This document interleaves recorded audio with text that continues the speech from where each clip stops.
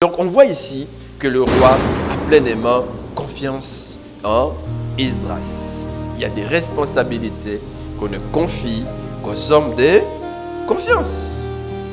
Il s'est développé entre le roi et Esdras ce qu'on appelle la confiance relationnelle. J'étais avec Esdras, je le connais personnellement. J'ai de l'admiration pour lui, il y a eu interaction, il y a eu des expériences passées entre le roi et Esdras. Et il y a la confiance qui s'est établie, la confiance relationnelle. Je nous pose cette question. Sommes-nous des hommes de confiance? Surtout en matière de gestion financière. Je viens de le dire qu'il y a des responsabilités qu'on ne confie qu'aux hommes de confiance. Même à l'église, il y a des responsabilités qu'on ne confie, n'est-ce pas, qu'aux hommes de confiance. Je vais lire quelques versets. Je lis le verset 11. Voici la copie de la lettre donnée par le roi Artaxerxès à Esdras, sacrificateur et scribe, enseignant le commandement et les lois de l'Éternel concernant Israël. 13. J'ai donné ordre de laisser aller tous ceux du peuple d'Israël, de ses sacrificateurs et de ses lévites qui se trouvent dans mon royaume, et qui sont disposés à partir avec toi pour Jérusalem. Verset 21. Moi, le roi Artaxerxès, je donne l'ordre à tous les trésoriers de l'autre côté du fleuve de livrer exactement à Esdras, sacrificateur et scribe, versé dans la loi du Dieu des cieux, tout ce qu'il vous demandera. Et toi, Esdras, verset 25, selon la sagesse de Dieu que tu possèdes, établis des juges et des magistrats, ainsi de suite. Amen. La vie d'Esdras bâtie sur quelques piliers. Dans ces textes, en tout cas, il y en a 6 ou 7. Les premiers, nous avons dit qu'Esdras était issu de la famille sacerdotale d'Aaron. En fait, il avait une généalogie qui remontait à Aaron. Le deuxième pilier, ou même la deuxième valeur sur laquelle était bâtie la vie d'Esdras, c'est Esdras était versé dans la loi de Moïse. Nous trouvons cela au verset 6. Il l'étudiait, la mettait en pratique, l'enseignait au milieu d'Israël. Le troisième pilier dont nous avons parlé le dimanche passé, et ce matin, je reviens encore, n'est-ce pas? Esdras avait un bon témoignage, verset 6, verset 10. Un bon témoignage, une bonne réputation. Vous le savez, mes frères, que parler du témoignage, c'est faire allusion à ce que les gens disent ou pensent de nous. Qu'est-ce qu'ils disent? Qu'est-ce qu'ils pensent de nous? Lorsque nous passons, qu'est-ce que les gens disent? En fait, c'est comme un parfum dont l'odeur se répand à notre passage. Vous voyez? Qu'est-ce que les gens sentent autour de nous, ceux qui nous voient passer, ceux qui sont assis à côté de nous? Quelle odeur? Les bons témoignages, c'est cette bonne odeur qui se répand autour de nous. C'est donc notre réputation au milieu des hommes. Ce sont des traces ou des effets de notre vie dans la communauté. Une mauvaise vie en parole, en acte produit un mauvais témoignage. Oui, mes frères. Nos paroles, nos actes laissent des traces. Une vie vertueuse produit un bon témoignage. Avoir un bon témoignage, c'est donc laisser des traces de notre vie vertueuse dans la communauté. Au sujet d'Esdras, nous le savons qu'au verset 21, le roi, n'est-ce pas, témoigne qu'Esdras est un sacrificateur, qu'Esdras est un scribe, qu'Esdras est versé dans la loi du Dieu vivant. Pour lui, Esdras n'est pas un simple juif, mais un sacrificateur, un serviteur de Dieu. Il ne l'est pas du dehors, pas seulement du dehors, mais aussi du dedans. Du dehors, vous savez qu'un sacrificateur avait un vêtement particulier. On pouvait le reconnaître par son habit, parce que le reconnaît les moines par son habit. On le reconnaissait. Mais ça ne s'est limité pas au niveau de l'extérieur, son intérieur, sa vie pratique était aussi, n'est-ce pas, tourné vers Dieu. Esdras ne l'était pas seulement du dehors, mais aussi du dedans. Du dedans. Il ne donnait pas seulement l'apparence d'être serviteur, de craindre Dieu, mais il l'était réellement et il craignait Dieu. Ça, c'est un exemple pour nous. Et en tant que sacrificateur ou serviteur versé dans la loi de Dieu, Esdras était fidèle à Dieu. Fidèle à Dieu. Il lui était loyal. Et Esdras, comme vous pouvez le remarquer, était connu de sa crainte de Dieu, pour sa crainte de Dieu, pour son intégrité, oui, pour sa loyauté. Parce qu'ici, c'est un roi païen qui témoigne. Si lui, en tant que roi païen, un adorateur d'idole, reconnaît que Esdras était serviteur de Dieu, attaché à la loi de Dieu, c'est qu'il reconnaît en lui la loyauté. La loyauté. Il est loyal vis-à-vis de son Dieu. Il est attaché à ces dieux-là. Il n'enfreint jamais ses règles. C'est un roi idolâtre qui connaît les sanctions qui suivent ceux qui ne respectent pas des pratiques liées au culte du Dieu païen. Il reconnaît. Donc Esdras est connu pour sa crainte de Dieu, pour son intégrité. Pour son intégrité. Et ça, c'est vraiment magnifique. C'est pour cela même que le roi va lui confier, comme nous en parlerons tout à l'heure, des tâches particulières à accomplir à Jérusalem. Des responsabilités lui sont confiées. Et il n'est pas seulement connu pour les éléments dont je viens de parler, il est aussi connu pour sa sagesse. Au verset 25, le roi témoigne de lui qu'il était un homme rempli de sagesse. Magnifique. Esdras est rempli de sagesse. On comprend que la vie pratique d'Esdras, même son rôle au milieu des Juifs de la diaspora, lui valait l'admiration du roi. Il était admiré par le roi. Admiré par le roi. Et nous l'avons dit qu'à l'instar d'Esdras, tout croyant doit avoir un bon témoignage. Dans la Bible, nous voyons, n'est-ce pas, qu'avoir un bon témoignage était l'une des conditions pour servir Dieu. L'une des conditions pour assumer des responsabilités dans l'Église. On le voit dans Acte 6, lors du choix des diacres. C'est important. Un bon témoignage doit être rendu des serviteurs. Les serviteurs doivent, n'est-ce pas, avoir la réputation d'être dignes de confiance. Des hommes que l'on respecte. Être digne de confiance. Avoir un bon témoignage pour servir. On le voit aussi dans 1 Timothée 3,7, lorsque l'on parle des évêques, qu'ils doivent avoir un bon témoignage des cieux du dehors. Les non-chrétiens doivent penser du bien de lui. Du bien de lui. Ici, c'est le roi païen qui pense du bien d'Esdras, qui témoigne pour Esdras. Les païens, ceux qui travaillent avec nous, qui ne connaissent pas les Seigneurs, doivent rendre de nous un bon témoignage que notre chef craint Dieu. Notre chef. Et c'est bien lorsque dans une entreprise, on est un cadre, on est élevé et les autres peuvent rendre de nous ces témoignages. Il ne s'agit pas seulement d'être cadre, mais partout où nous pouvons être, à quelque niveau que ce soit, que ceux qui sont au-dessus de nous ou en dessous de nous rendent de nous un bon témoignage. Un roi païen rend d'Esdras un bon témoignage. Et il est dit des évêques que c'est important qu'ils aient un bon témoignage afin de ne pas tomber dans l'opprobre et dans les pièges du diable. Est-ce que vous le savez, mes frères, les mauvais témoignages attirent l'opprobre, attirent les calomnies, les mépris, les discrédits sur nous, sur les serviteurs, sur notre couple. Parce qu'on a un mauvais témoignage, on s'attire les discrédits. Les discrédits. Et même sur l'Église. Et même sur Dieu. On peut parler en mal des dieux que nous servons, ou même de l'Église que nous fréquentons, parce que nous n'avons pas un bon témoignage.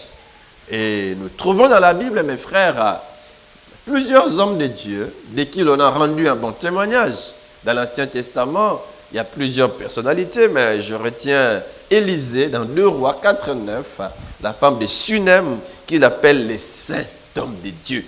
Les saints hommes de Dieu. On voit encore Jésus, n'est-ce pas, rendu, il y a la femme de Pilate qui témoigne que Jésus est un innocent et dit à son mari, attention, n'ait rien entre toi, qu'il n'y ait rien entre toi et c'est juste. C'est un homme innocent.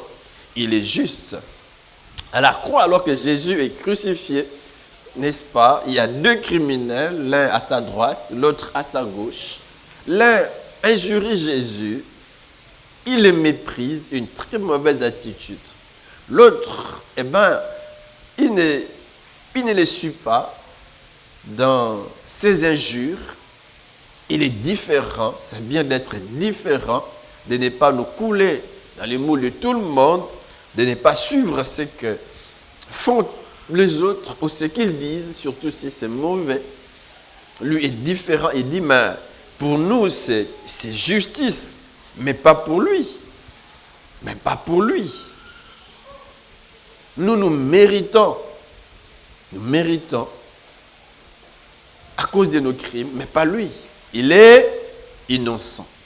Vous voyez, pendant que les gens les jurient, les critiquent, les méprisent, pendant qu'on les traite de tous les maux, ces paroles de témoignage les justifient.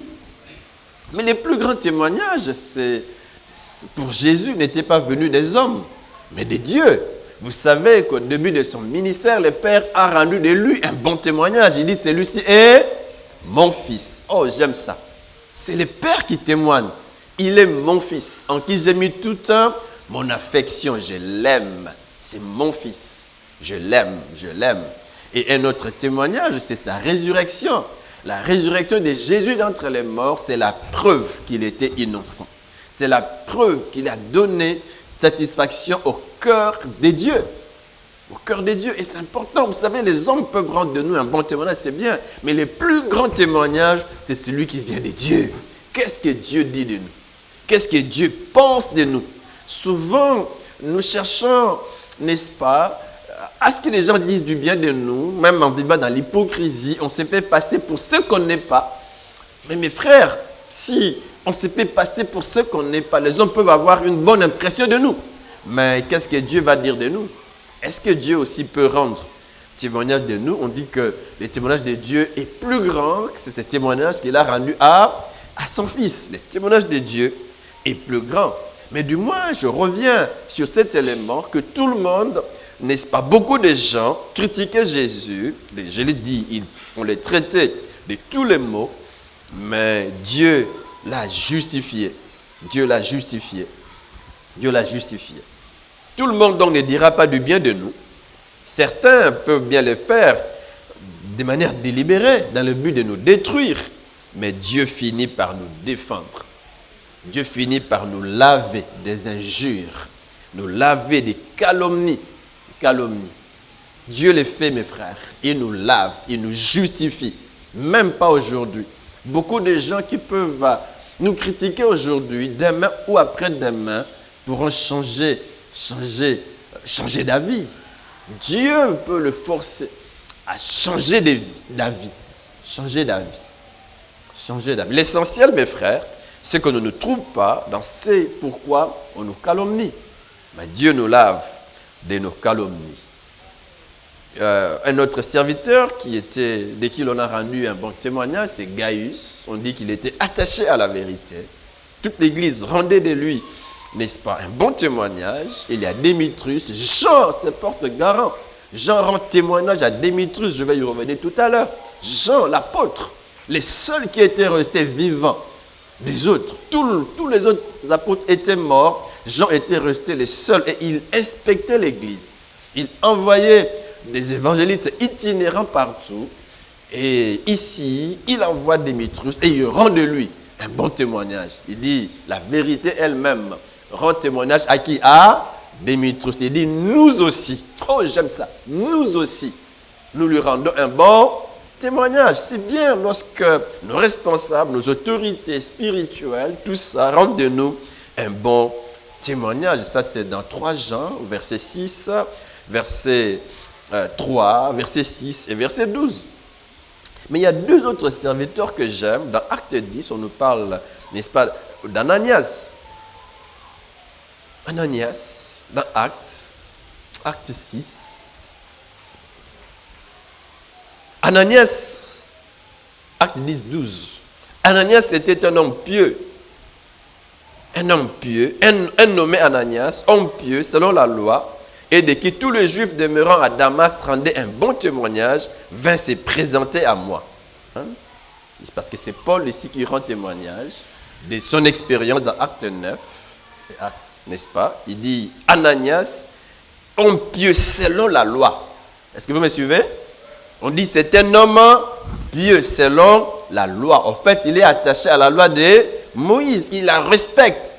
Ça ne s'arrête pas là. On dit de qui tous les Juifs demeurant à Damas rendaient un bon témoignage. Tous les Juifs. Il était connu dans Damas comme un serviteur approuvé de Dieu. Comme un homme bon, attaché à la loi, craignant Dieu. Ananias.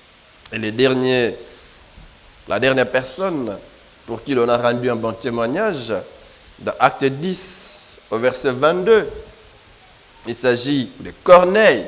Corneille. Ses serviteurs rendent de lui ces témoignages. Il s'adresse à Pierre en lui disant, nous venons de la part du capitaine Corneille.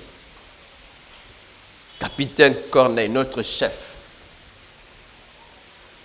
Qu'est-ce qu'ils disent encore? C'est un homme droit. Un homme droit. Ce sont ses serviteurs qui rendent de lui ces témoignages. C'est un homme droit. Un homme droit. Un homme droit. Ils vivent avec lui. Ils les connaissent. Et ils savent qu'il est droit. Droit. C'est un homme droit. Ses serviteurs rendent de lui ces témoignages. C'est un homme droit qui adore les vrais dieux. Ah! Il adore les vrais dieux. Nous sommes de Romains. Mais lui, notre chef, est attaché au vrai Dieu. Au Dieu des Juifs. Il adore les vrais dieux. Il savent faire la distinction entre les faux dieux et les vrais dieux. Les dieux romains étaient des faux dieux. Corneille a choisi de ne pas, au fait, de servir Dieu. Il prend la décision de rompre avec cette adoration de faux dieux. Il dit non, j'habite au milieu d'un peuple idolâtre, attaché aux faux dieux, mais moi je dis non. Je dis non. Ça c'est intéressant. Même si ma famille est attachée à l'idolâtrie, à l'occultisme, moi je dis non à ces choses. Mais j'ai dit oui au vrai Dieu. Corneille a dit non aux divinités romaines, mais oui au Dieu des Juifs. Et ici, on rend de lui ces témoignages. Ses serviteurs disent, il est attaché au vrai Dieu. À votre Dieu, Pierre. Au Dieu que tu prêches. Il est attaché à votre Dieu. C'est un homme droit qui adore le vrai Dieu et qui jouit de l'estime de toute la population juive. Il jouit de l'estime. Un ange de Dieu lui a donné l'ordre de te faire venir dans sa maison pour écouter ce que tu peux avoir à lui dire. Un ange de Dieu. Un ange de Dieu lui est à part. Corneille, c'est vraiment un exemple. On voit dans l'exemple de Corneille ici que le bon témoignage nous aide à jouir de l'estime des autres. Je nous pose cette question. Peut-on rendre de nous un bon témoignage? Par nos fidèles, par nos amis, par notre conjoint, par notre conjointe.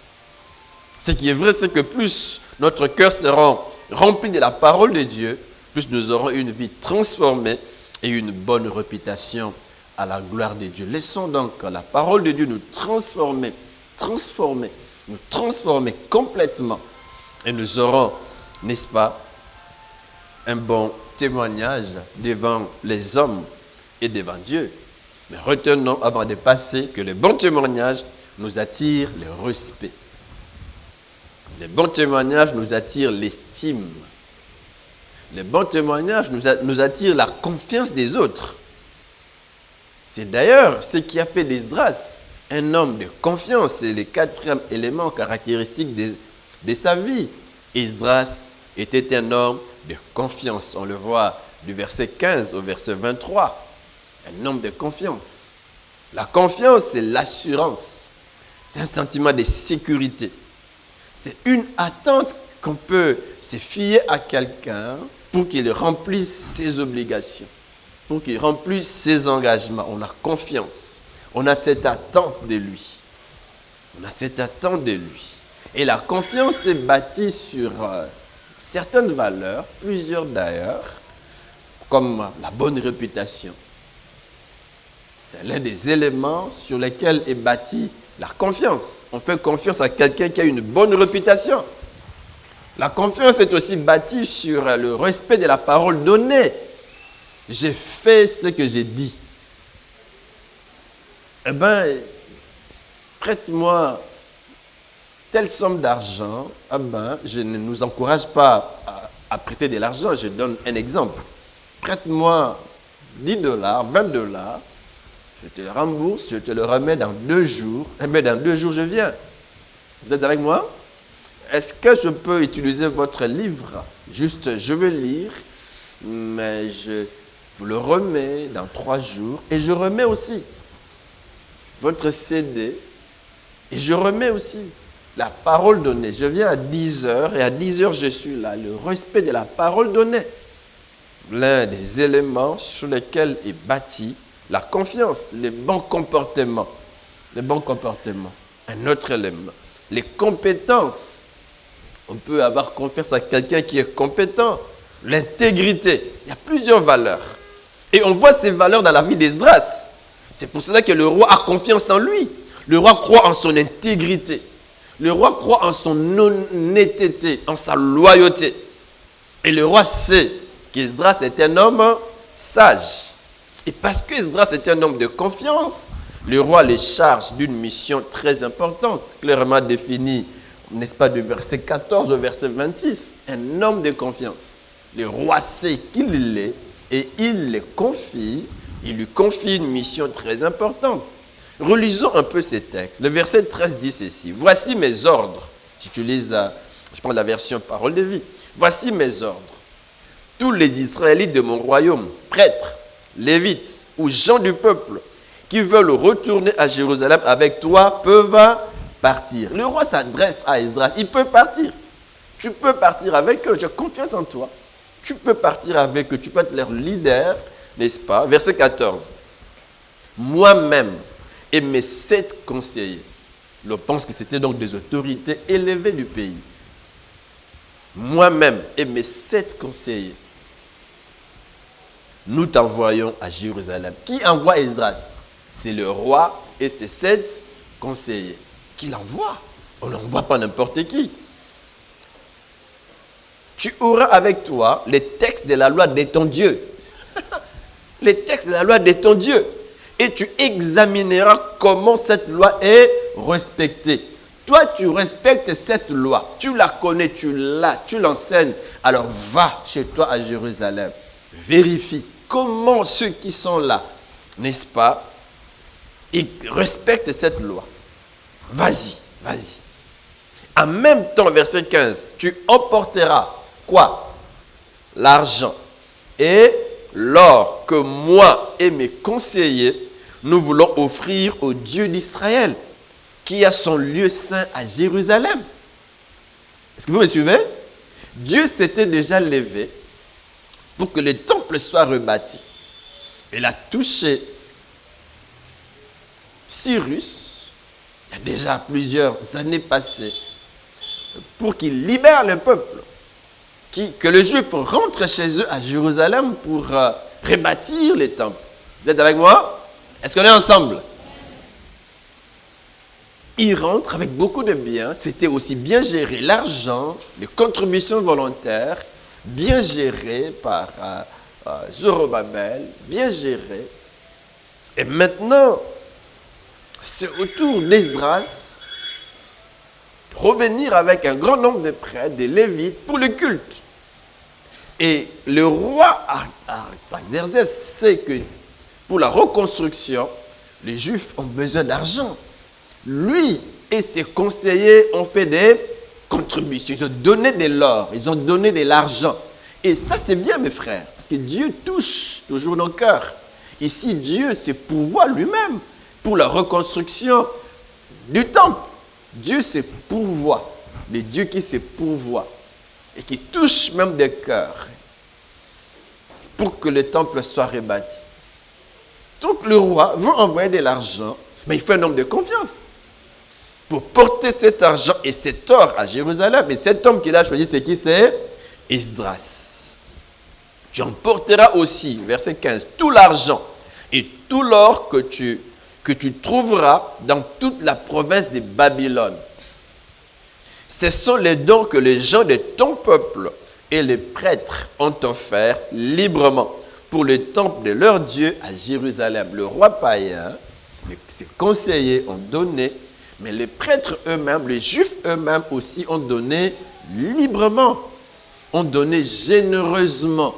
Dieu travaille avec les hommes. L'argent pour la reconstruction du temple n'est pas tombé du ciel. Il y a des hommes qui ont donné, qui ont contribué. Dieu travaille toujours avec les anges. Amen. Amen. Non? Ah, vous ne suivez pas. Vous voyez, je vous ai piégé. Est-ce que Dieu travaille avec des anges? Il faut bien suivre les prédicateurs. Dieu travaille avec les hommes. Et ici, il travaille avec le roi et ses conseillers qui ont beaucoup donné, qui ont donné généreusement. En dehors d'eux, ici, il touche les prêtres, les lévites, des juifs qui ont aussi donné généreusement. Mais l'argent doit aller à Jérusalem, doit quitter Babylone pour aller à Jérusalem. Et l'homme qui est chargé de cela, c'est qui? C'est Esdras. Pourquoi? Parce que c'est un homme de confiance. Verset 16. Verset 17. Là-bas. Là-bas où? Là-bas où? À Jérusalem. Là-bas, tu veilleras à acheter avec cet argent des taureaux, des béliers, des agneaux, et ce qu'il faut pour les offrandes tirées de la terre et les offrandes de vin. Tu offriras tout cela sur l'autel du temple de votre Dieu à Jérusalem. J'aime le verset 18. Écoutez ce que le roi dit. Ensuite, toi et ceux qui t'accompagnent, vous utiliserez le reste de l'argent et de l'or pour faire ce qui vous paraîtra bon, selon la volonté de votre Dieu. L'argent va rester en grande quantité. Votre Dieu, et agissez selon cette volonté. Un homme de confiance. Pourquoi? Parce qu'il est assis sur la parole. Il connaît la parole, il l'enseigne, il est loyal à Dieu. Il connaît la volonté de Dieu. Alors, toi qui connais la volonté de Dieu, agis selon cette volonté. Achète ce qui va manquer. Achète ce que moi, je n'arrive peut-être pas à comprendre. Il y a un besoin. Moi, je ne le comprends pas. Je ne le sais pas. Mais sur place, il y aura des besoins. Agis. Agis. Quelle confiance. Quelle confiance. Est-ce que vous me suivez? Verset 19. Tu mettras dans les temples de ton Dieu à Jérusalem les ustensiles que tu as reçus pour son service. Verset 20. Et si tu dois faire d'autres dépenses pour le temple de ton Dieu, tu le feras payer par les services financiers royaux. Moi, le roi, Artaxerxès, voici ce que je commande à tous les fonctionnaires des finances de la région située à l'ouest de l'Euphrate. Ils feront exactement tout ce que leur demandera le prêtre Esdras, spécialiste de la loi du Dieu qui est au ciel. Alléluia. Je peux sauter le verset 24. De plus, voici ce que nous faisons, n'est-ce pas, savoir, verset 24. Voici ce que nous faisons savoir aux fonctionnaires des finances. Il est interdit de faire payer des taxes, des impôts et des droits de passage aux prêtres. Verset 25. Et toi, Esdras, avec la sagesse que tu as reçue de Dieu, une base sur laquelle le roi fonde la confiance. Est-ce que vous êtes avec moi? Parce qu'il est doté de sagesse, le roi a confiance en lui. Avec la sagesse que tu as reçue de Dieu, désigne des juges, ainsi de suite. Verset 26. Si quelqu'un n'obéit pas fidèlement à la loi de ton Dieu ou à la loi royale, il sera condamné. Il sera condamné. Donc on voit ici que le roi a pleinement confiance en Esdras. Il y a des responsabilités qu'on ne confie qu'aux hommes de confiance. Il s'est développé entre le roi et Esdras ce qu'on appelle la confiance relationnelle. Une confiance basée sur les interactions passées. J'étais avec Esdras. Je le connais personnellement. J'ai de l'admiration pour lui. Il y a eu interaction. Il y a eu des expériences passées entre le roi et Esdras. Et il y a la confiance qui s'est établie, la confiance relationnelle qui s'est établie. Une confiance basée sur les valeurs sur lesquelles est bâtie la vie d'Esdras. Et ces valeurs sont connues du roi. Je nous pose cette question. Sommes-nous des hommes de confiance? Surtout en matière de gestion financière. Je viens de le dire, qu'il y a des responsabilités qu'on ne confie qu'aux hommes de confiance. Même à l'église, il y a des responsabilités qu'on ne confie, n'est-ce pas, qu'aux hommes de confiance. Et on voit dans ces livres d'Esdras que tous les leaders qui ont reçu de Dieu la mission de conduire son peuple hors de l'exil étaient des hommes de confiance. Zorobabel est un homme de confiance. Josué est un homme de confiance. Esdras ici est un homme de confiance. Et après Esdras, Néhémie qui va venir quelques années plus tard aussi un homme de confiance. C'est vrai mes frères. Certaines responsabilités ne sont confiées qu'à certaines personnes particulières, des hommes de confiance. Quelle réputation avons-nous? Quelles sont les valeurs en nous qui peuvent provoquer la confiance? Avons-nous encore la confiance de nos parents,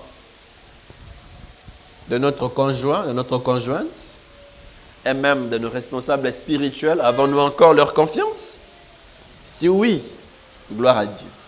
Sinon, revenons vers le Seigneur qui nous transforme et revenons vers ces hommes auprès de qui nous avons perdu toute confiance pour régler avec eux. Amen. Un cinquième pilier sur lequel était fondée la vie d'Esdras, c'est qu'Esdras était un homme recommandable. Une personne recommandable est une personne digne d'être recommandée. Digne. Est une personne dont les mérites, les qualités peuvent être vantés. On peut parler de ses qualités, de ses mérites, on peut les vanter. On peut parler de lui aux autres. Lisons encore ce verset. Le verset 13. La Bible dit ceci. Voici mes ordres. C'est le roi qui parle. Voici quoi? Mes ordres. Voici quoi mes ordres. C'est le roi qui parle et qui donne des ordres. Le verset 14. Il dit, moi-même et mes 7 conseillers, nous t'envoyons à Jérusalem. Qui envoie Esdras? Le roi et ses 7 conseillers. Tu auras avec toi les textes de la loi. Tu examineras comment cette loi est respectée. Tu examineras. On le donne déjà. En fait, c'est déjà sa mission. Tu examineras. C'est dans la lettre. Lorsqu'il va commencer à examiner, si les gens veulent parler contre lui, eh bien, il brandit la lettre. Le roi m'a dit, je ferai quoi? J'examinerai. Il le recommandait. Il le recommandait. Le verset 21, la dernière partie. Ils feront exactement tout ce que leur demandera le prêtre Esdras, spécialiste de la loi du Dieu qui est au ciel. Ils feront exactement. Verset 26. Si quelqu'un n'obéit pas fidèlement à la loi de ton Dieu ou à la loi royale, il sera condamné comme il le mérite. C'est le roi qui m'y a autorisé. Eh bien, je vous condamne parce que vous ne voulez pas obéir fidèlement à la loi de Dieu. Bref, Esdras avait donc reçu du roi une lettre de recommandation, je l'ai dit, pour cautionner son autorité. Il était recommandable. Sommes-nous des personnes recommandables? Que Dieu nous aide à être des personnes recommandables. On peut vanter nos qualités. On peut cautionner notre autorité. Dans la Bible, il y a quelques frères qui ont été recommandés par Paul. Il y a Démétrius, on a parlé de lui dans 3 Jean 12. Paul vante ses qualités. Et il confirme que c'est un serviteur avec un témoignage persévérant. C'est Paul qui témoigne. Je dis, c'est les seuls leaders, c'est les seuls apôtres vivants et qui témoignent pour Démétrius. Il y a Phoébé dans Romains 16, 1 à 2. Paul témoigne de Phoébé. La Bible dit, dans la version parole vivante, Paul dit, je voudrais encore vous recommander notre sœur Phoébé. Elle sert actuellement comme diacre. D'autres versions disent diaconesse. Je ne sais pas pourquoi parole vivante dit diacre. Dans l'église de Sancré. Elle sert. C'est une femme mais qui sert et qui reçoit de Paul un bon témoignage. Une femme servante de Dieu, attachée à Dieu et qui a de l'influence dans l'église des Saints-Crêtes. Elle est influente sur le plan spirituel, influente. Et Paul le témoigne, influente. Et qui a de l'impact dans la vie de l'église, de l'impact dans la vie des membres de l'église, et même de l'impact dans la vie de Paul. Écoutez ce que Paul dit, verset 2. Préparez-lui dans l'esprit du Seigneur un accueil digne des chrétiens. Recevez-la comme il convient à des personnes qui ont consacré leur vie au Seigneur. Y a-t-il des femmes qui ont consacré leur vie au Seigneur, toute leur vie, qui servent Dieu fidèlement, attachées à Dieu? Y en a-t-il que Dieu suscite au milieu de nous de telles femmes et même des hommes qui servent Dieu, n'est-ce pas, et qui lui ont consacré leur vie? Paul continue en disant, mettez-vous à sa disposition pour toute affaire où elle aurait besoin de vous. Elle a été une aide. Écoutez, suivez bien. Elle a été une aide précieuse. C'est qui ici? C'est qui? C'est Fouébé. Elle a été une aide précieuse pour beaucoup de gens, pour moi en particulier. Sa vie a laissé des traces dans l'église. Sa vie a laissé des traces dans la vie et le ministère de Paul. Et il peut la recommander. Il peut vanter ses qualités. Il peut la patronner. Vous savez, si nous avons un bon témoignage, et si nous sommes des personnes de confiance, nous pouvons être recommandables. Et des portes nous seront ouvertes. Des opportunités de servir et d'avancer s'offriront à nous. D'autres portes peuvent se fermer simplement parce que nous ne sommes pas recommandables. Un papa dans l'église qui peut, n'est-ce pas, pistonner celui-ci ou celui-là, des portes du travail peuvent s'ouvrir, mais lorsque papa regarde un frère, c'est vrai, il est compétent, mais il n'est pas recommandable. Il n'a pas une bonne vie. Est-ce qu'une telle personne peut être recommandable? Non. Est-ce qu'on est ensemble? Il y a des gens qui viennent, pasteur, j'aimerais étudier dans telle université. On demande une lettre de recommandation. On dit que l'église écrive et nous allons vous inscrire. Mais mes frères, si vous n'avez pas un bon témoignage, vous n'êtes pas un bon chrétien, vous n'êtes pas attaché, on ne vous connaît pas l'église, ou l'on vous connaît comme n'ayant pas un bon témoignage, c'est difficile qu'on vous recommande. Puisque l'opprobre sera attaché et à votre vie et à l'église. Que Dieu nous aide à avoir un bon témoignage, que Dieu nous aide à être des personnes de confiance et que Dieu nous aide à être des personnes recommandables. Amen. Vous voyez que mes frères, nos destinées peuvent se faire ou se défaire si nous avons, oui ou non, un bon témoignage. Se faire ou se défaire si nous sommes, oui ou non, recommandables. Que Dieu nous aide à être recommandables. Amen. À être recommandables. Esdras avait un bon témoignage. Esdras était un homme de confiance. Et Esdras était recommandable. Que Dieu nous aide à réunir ces éléments, ces qualités, ces valeurs en nous et Dieu nous bénira. Amen. Est-ce que nous pouvons prier le Seigneur ce matin?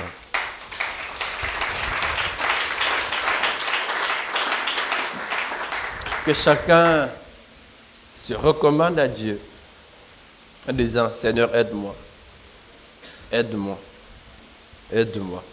Touche mon cœur, touche ma vie. Change-moi, change-moi, change-moi. Prions le Seigneur.